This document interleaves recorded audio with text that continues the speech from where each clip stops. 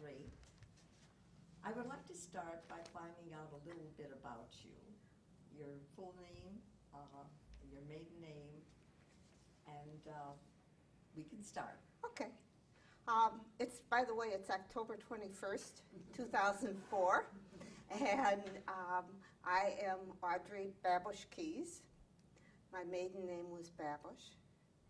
And let's see, I am married to Jack E. Keys. The E stands for nothing.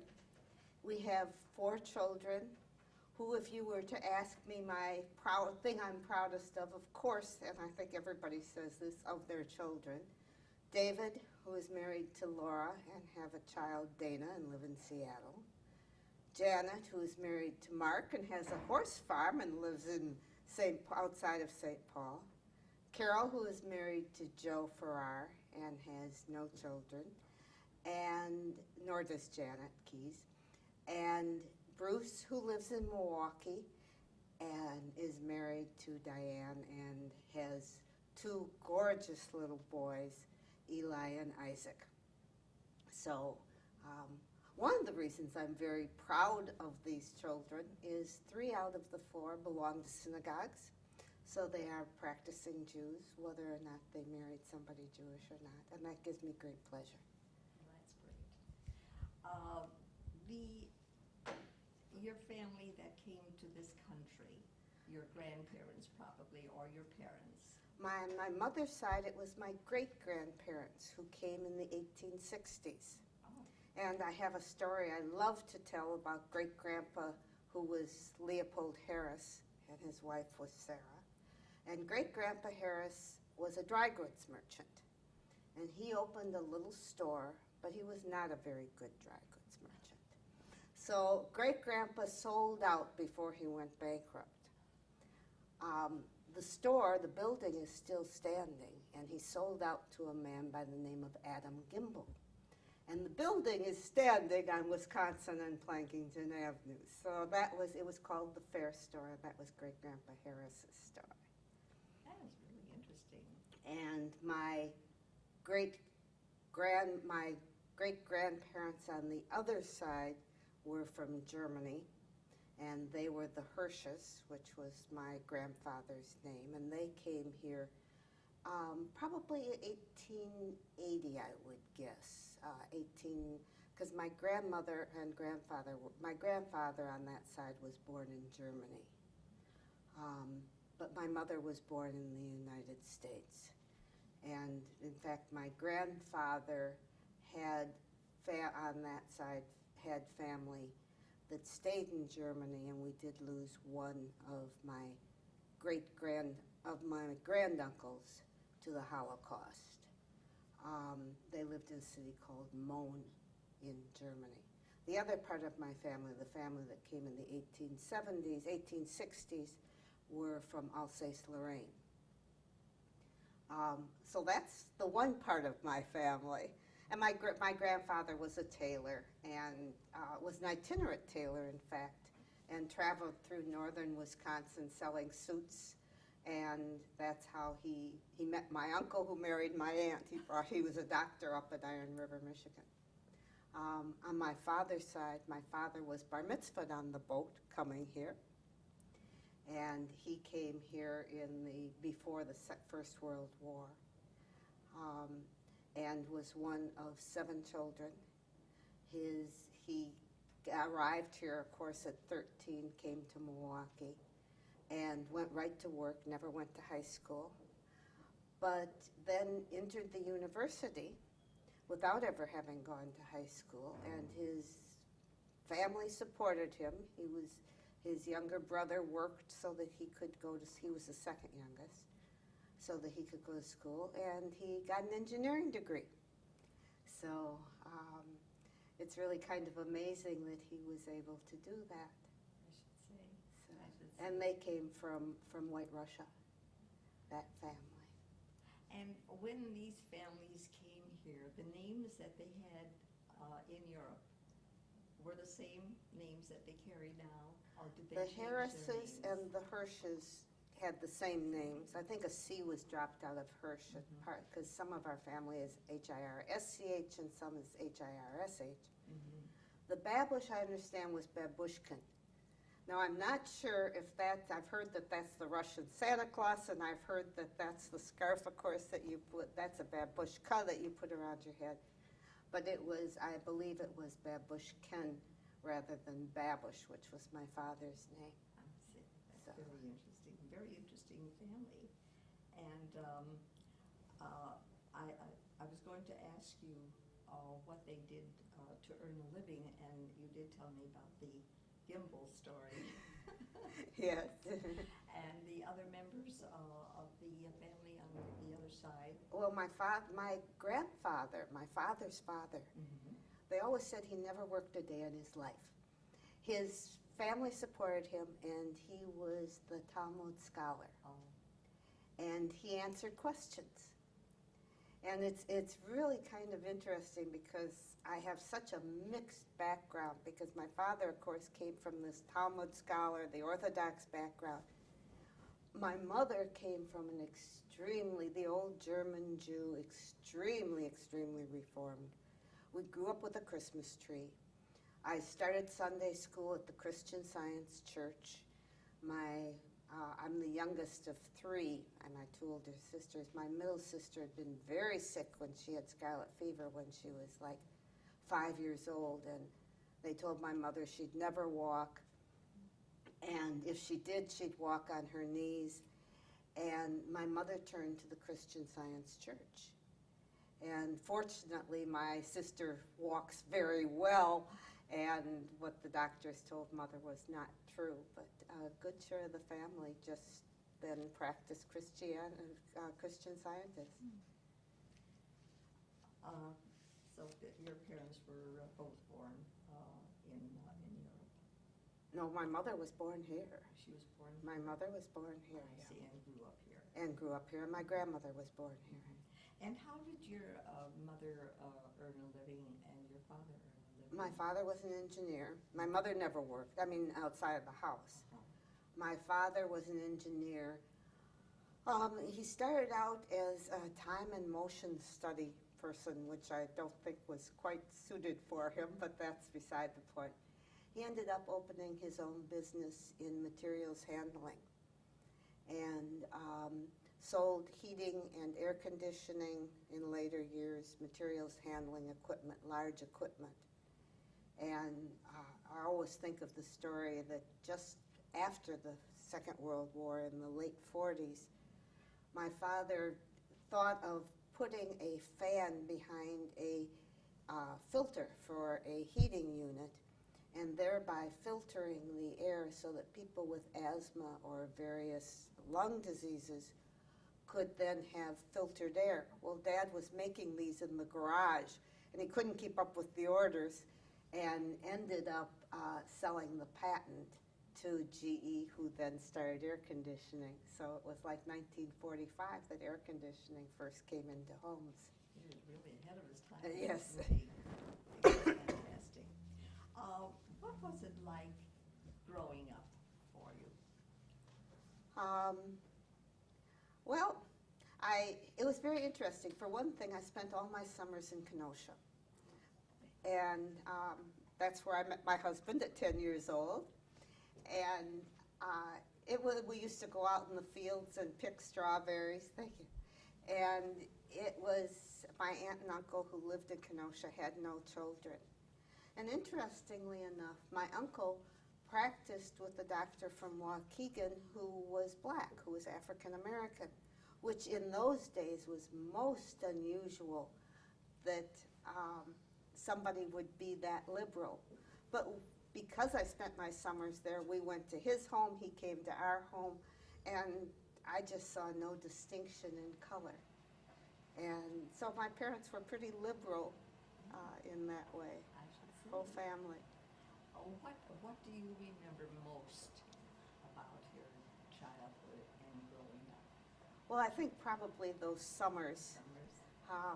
But before I talked about having a Christmas tree, I do remember one time when I talked about coming home from school. I was walking with one of the other kids in school, and I mentioned that we had a Christmas tree.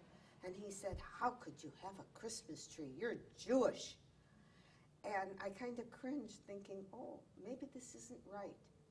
And it was really my first awareness that there would be something that wasn't quite right about celebrating Christmas if you were Jewish. Your mother belonged to the Christian Science, but you said your father, was he religious? Well, by first grade, we had transferred to Emmanuel, and we started, yes, I yeah. see. And my family's been very active in Angela Bobbitt's. My great-grandfather was one of the people that brought Emmanuel and B'nai Jeshurun together. He worked on getting the two congregations to merge in order to create Congregation Emmanuel B'nai Jeshurun. Mm-hmm. So we always had the ties to Emmanuel. But the Christian Science Church was across the street, and Emmanuel was a block further away. Now, was going to synagogue an important thing to your family? I went to Sunday school after I started in Christian Science Church, and I transferred to Emmanuel when I could walk the extra block. And then we always belonged to Emmanuel throughout the years. But you were not a regular attendee? No. And I say my husband converted me. I was going to ask you, and why not?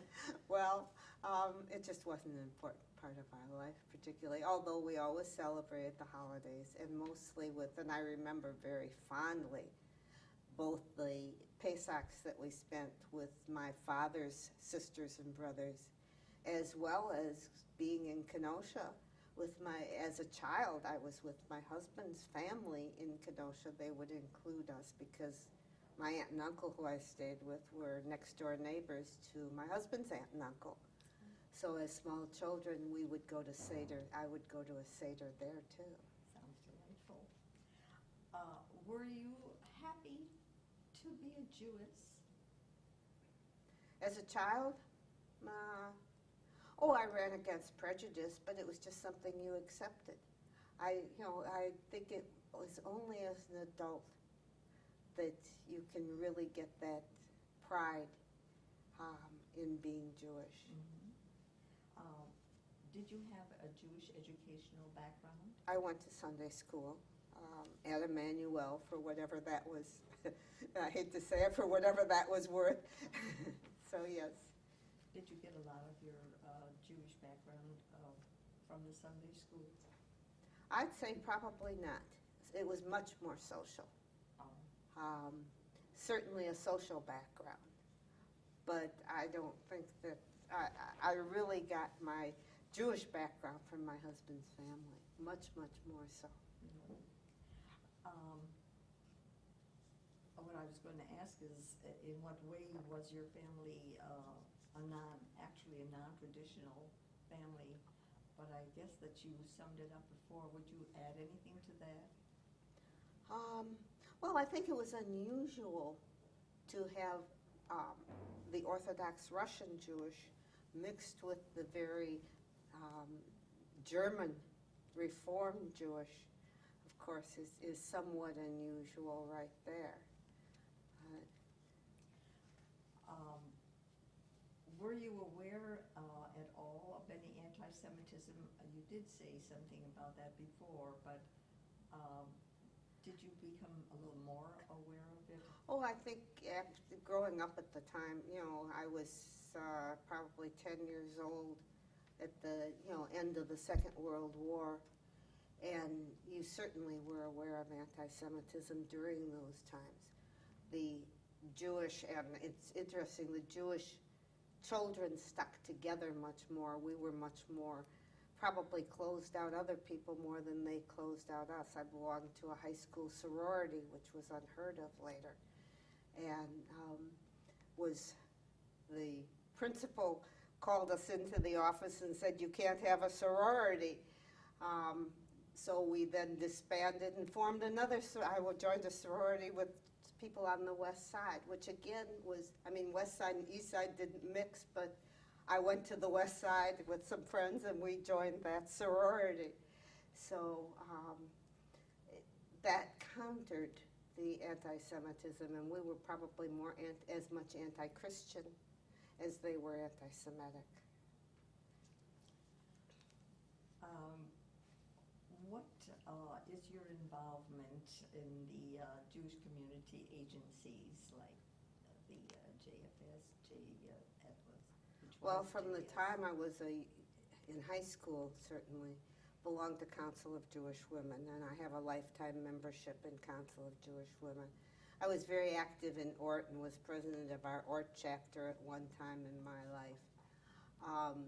I worked for Jewish vocational service for about 8 years and was active there, and I still am active in Federation. I was very active in the formation of the Business and Professional Women's Group and have continued to be active in Federation. Were you or your husband involved in World War II? No. Neither. I was 10 and he was 13, so Kids. Yeah. Kids. Yes. How do you identify with Israel? Well, probably not a great deal. We took our children to Israel for our 25th wedding anniversary. And I feel a close tie to Israel, but we have not been back. I would like to go back. I would like to take them back there for our 50th, but my daughter-in-law says no. When is that? Next year. Oh, well, she may change her mind by Yes, then. yes. How do you see the Jewish community now and in the future? I think we have a lot of work to do to keep our Jewish community intact. But we have the potential to do it. Interestingly enough, with the terribly high intermarriage rate, we are, though, finding a lot more Jews by choice. My granddaughter, I just have to insert this, my granddaughter called me the other day, all excited because she made matzo balls. Oh. Now, she comes from a mixed family, but they're raising her Jewish. Mm-hmm. And she said they looked like sausages, which I thought was wonderful. But hopefully she will be very happy growing up Jewish, and it will be a Jew by choice. And I think we need to all be Jews by choice because we have such a heritage to be proud of. How true, how true. Audrey, is there any lesson in life that you have learned that carried you through? I used to say I was terribly patient. I don't know that I'm so patient anymore, but it certainly did help me. There's a lot of things I'd like to go back and do over, but I am so blessed. And it's a beautiful day. If only people could sit back and enjoy the leaves, which are gorgeous. Or even if the leaves aren't gorgeous, the snow that's gorgeous. We're very blessed to be on this earth. And I'd like people to be able to enjoy it. It's hard when you can't. What are you the most proud of?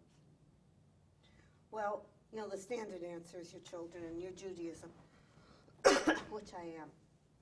I think I've made a dent. I think I made a dent in other people's lives through Jewish vocational service, working with people that are handicapped, working with the Russian immigrants. I worked at MATC for a lot of years. Well, I taught before that for a lot of years, but I also worked at MATC in developing their school to work program.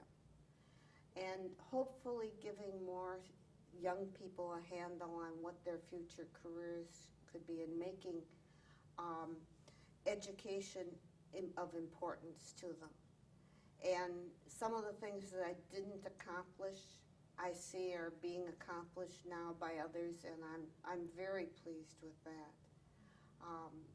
So and I'm tutoring now. So the impact that I have on future generations makes me very proud. What a wonderful heritage you are creating and will be leaving. Beautiful. And do you have any regrets, things that you would have done differently or not at all? A million. Yes. But nothing that, I mean, yes, I would have been more supportive of other people. I'm sorry, looking back on it, gee, why didn't I help that person more or this person more? But I did, I guess, the best I could at the time I did it. So I can't say that, I'd love to go back and do it over, but I can't say I really have terrible regrets. I don't think you have too many things to regret. Is there, what was the happiest moment in your life? A lot. I've having grandchildren, of course, having my children, of course.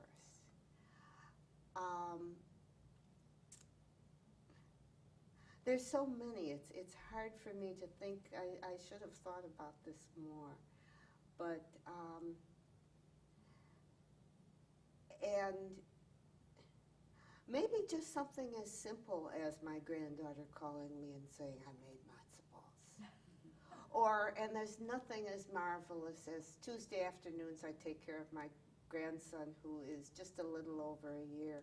And all you need is for him when his mom's holding him, he reaches out to me. I mean, it's on such a daily basis that the last minute was the happiest minute in my life. Wonderful. Is there something interesting about yourself that nobody knows about? I don't think that there's anything that nobody knows about.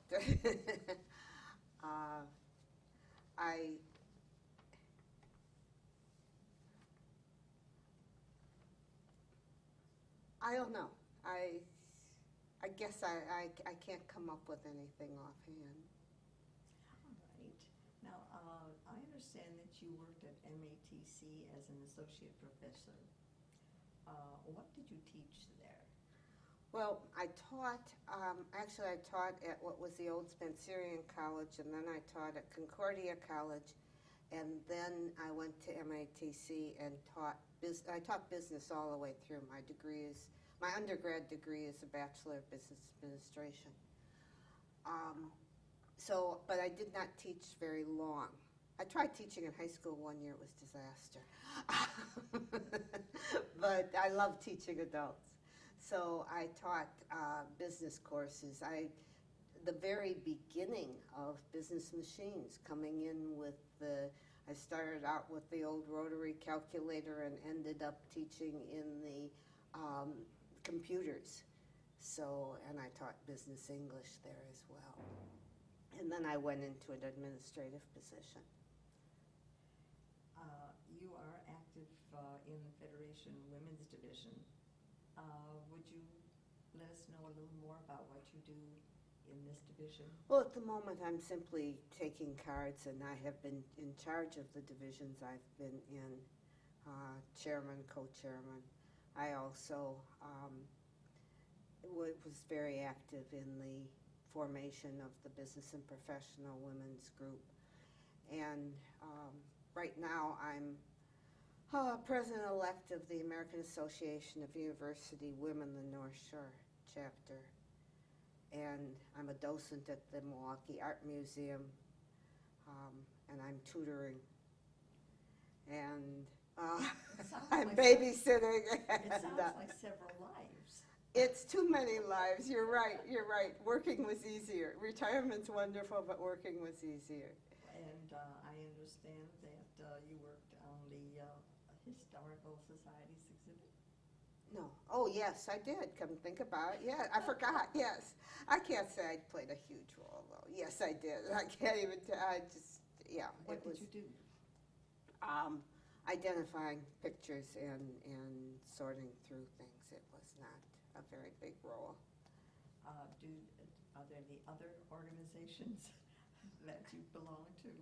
I'm active also at Temple, and I'm working now. My latest project is I am forming a committee on sacred aging to try and meet the needs of the elderly, an elderly community, of which I am one, as far as religious activities go. Oh, that's really coming a long way, isn't that? Yes, yes. Tell me, Audrey, how would you like to be remembered? Primarily that I've given something to the world, that I've made my mark. I keep saying there are worlds to conquer. I don't mean conquer. I mean, I'd like to leave something in this world. I'm sure you are. Is there anything that we didn't talk about that you would like to talk about? Well, probably not. No, I think we've pretty well covered it. I can't think of anything that I had wanted to mention that I've left out. Well, thank you very much for coming in, Audrey. It was a very, very interesting life that we have just listened to. Thank you.